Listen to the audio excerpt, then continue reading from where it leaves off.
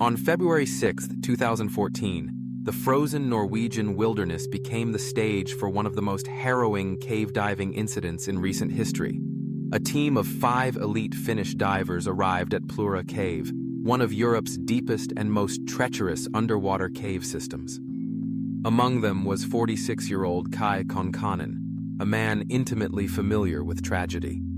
Just 1 year earlier, he had lost his longtime diving partner during an expedition in Finland's Mononto quarry. For most, that would have been enough to hang up the fins forever. But Kai wasn't most people. He came here determined to conquer one of the coldest, darkest challenges nature could throw at him. Joining Kai were 42-year-old Patrick Grankfist, 40-year-old Jari Huot-Tarinen, 34-year-old Jari Usamaki, and 33-year-old Vesa Ranton. Their mission was simple in concept, but brutally difficult in execution. Dive through Plura's submerged entrance and exit through a second opening on the other side.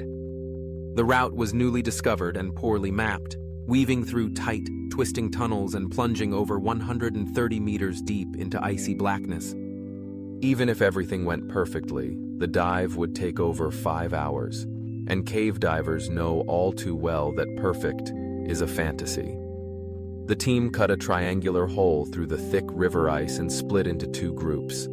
Patrick and Jari Huot went first, using underwater scooters to save energy, while Kai, Vesa, and Jari Usamaki followed 2 hours later to avoid stirred-up sediment. At first, everything went smoothly. They reached an air-filled chamber deep within the cave, a rare chance to rest before navigating the infamous squeeze passages ahead. But Plura has a way of turning routine into nightmare.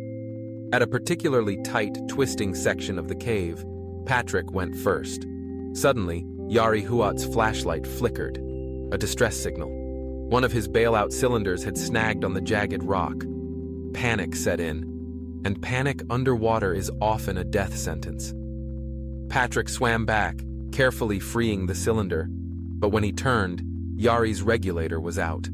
In seconds, his lungs filled with icy water. Patrick tried desperately to save him, but it was too late. Jari Huot was gone. The dive computer on Patrick's wrist now told a different story. 400 minutes of decompression time. What was supposed to be a 5-hour dive would now stretch to 9 brutal hours in darkness. Meanwhile, the second group descended into the same nightmare. Vesa reached the narrow passage only to find Jari Huot's lifeless body blocking the way. He froze. Behind him, Jari Usamaki panicked, his breathing spiking dangerously high. Within minutes, he too succumbed, another victim of Plura's cold embrace. Kai urged Vesa to retreat, but Vesa pushed forward instead, determined to reach the other side. Alone and shaken, Kai turned back, convinced his teammate wouldn't survive. By sheer willpower, 3 divers eventually surfaced separately, each believing he was the only survivor. Kai broke through ice at the original entrance long after midnight. Patrick emerged at the secondary exit around 9 p.m., and Vesa followed an hour later, barely clinging to life. 2 men lost their lives that day, but 3 walked away with trauma that would never leave them. Plura Cave had once again proven why cave divers call it the silent killer, an unforgiving labyrinth where one mistake can mean eternity.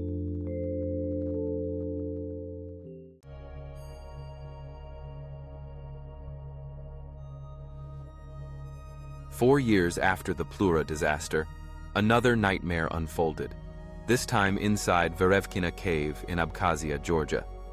At 2,212 meters deep, it's the deepest known cave on Earth, so remote and dangerous that fewer people have reached its bottom than have been to space. In September 2018, Russian caver Pavel Demidov returned to Verëvkina to lead a new expedition. He had been here before, conquering the cave's immense depth months earlier. But this time, he wasn't alone. Joining him were several fellow Russian cavers and 2 British explorers, renowned cave photographer Robbie Schoen and his assistant Jeff Wade. Their mission was ambitious: photograph Verëvkina's otherworldly beauty and collect biological samples, possibly discovering new species that had evolved in permanent darkness. The descent into Verëvkina isn't just a hike. It's a grueling, multi-day crawl through nature's most brutal terrain. Explorers must carry over 30 kilograms of gear, including ropes, climbing equipment, food, and thermal clothing to fight off near-freezing temperatures. The entry alone is intimidating. A vertical shaft dropping 32 meters straight down into total blackness. From there, the route twists and squeezes through muddy, jagged tunnels, some barely wide enough for a human body. It took the team 4 exhausting days to reach the deepest camp, an underground outpost nearly 2 kilometers below the surface.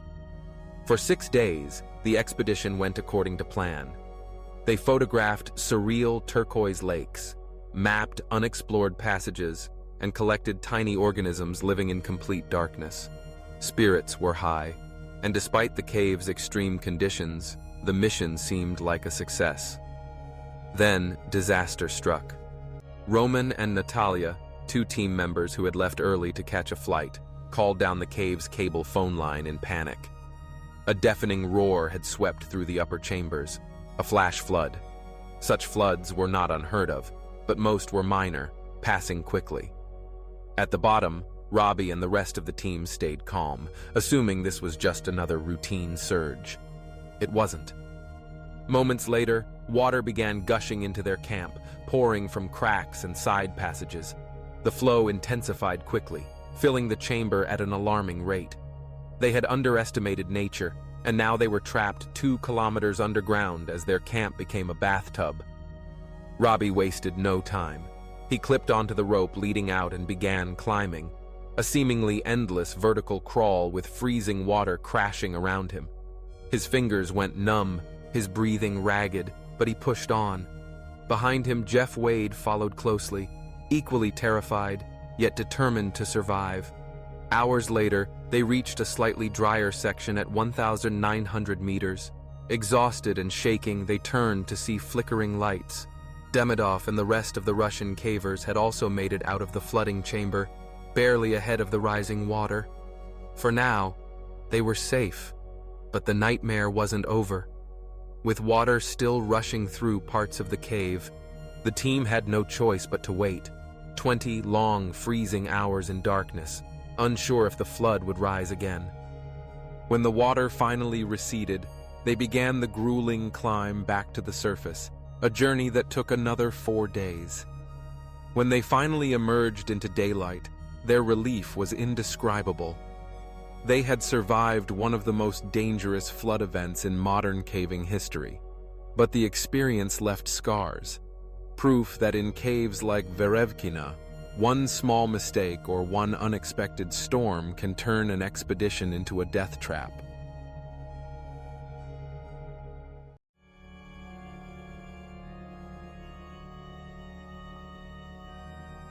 Unlike Plura and Verëvkina, where dangers are brutally physical, this final story veers into the mysterious and possibly supernatural. It began in 2001, when a man known only as Ted published a series of online journal entries about his experiences exploring an unnamed cave somewhere in Utah. Ted and his friend, B, were experienced cavers. They had tackled tight squeezes and deep chambers before, but this particular cave was different.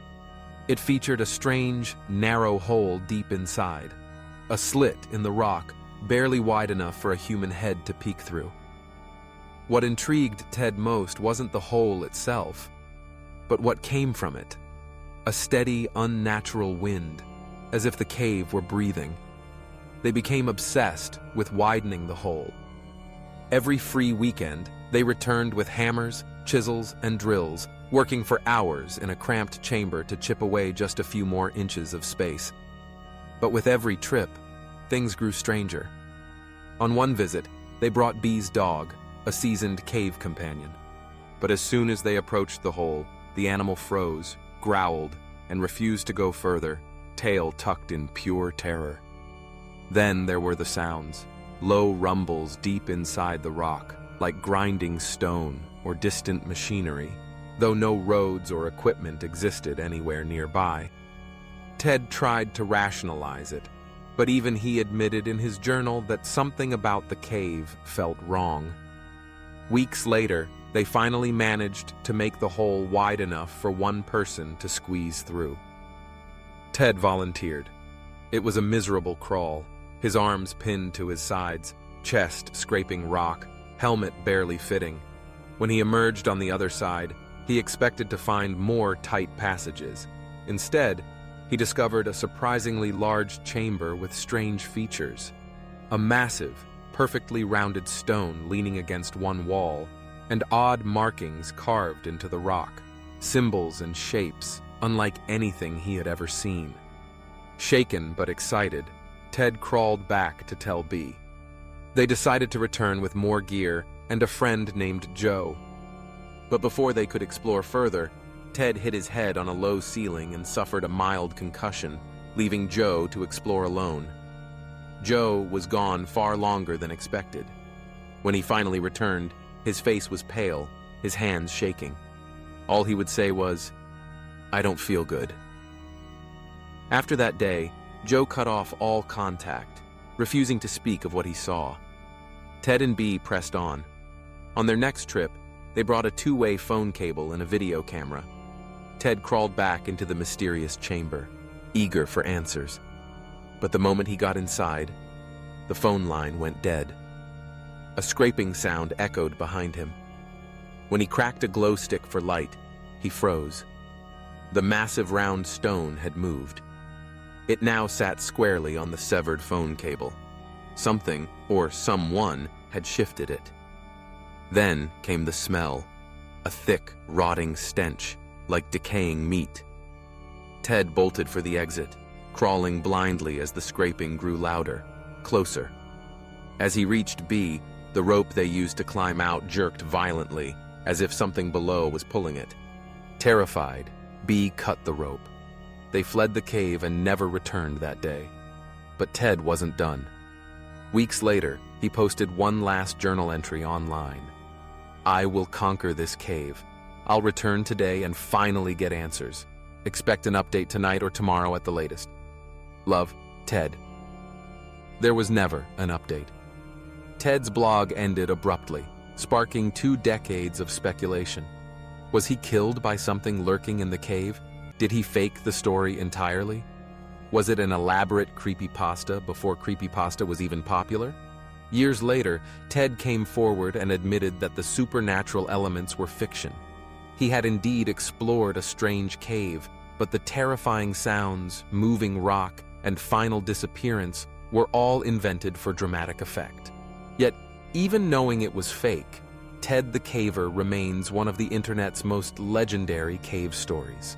Because deep down, we all understand one thing: caves are inherently terrifying. Whether it's icy death traps like Plura, unpredictable flooding like Verëvkina, or mysterious chambers that make you question reality, caves are places where humans were never meant to linger. And sometimes the darkness stares back.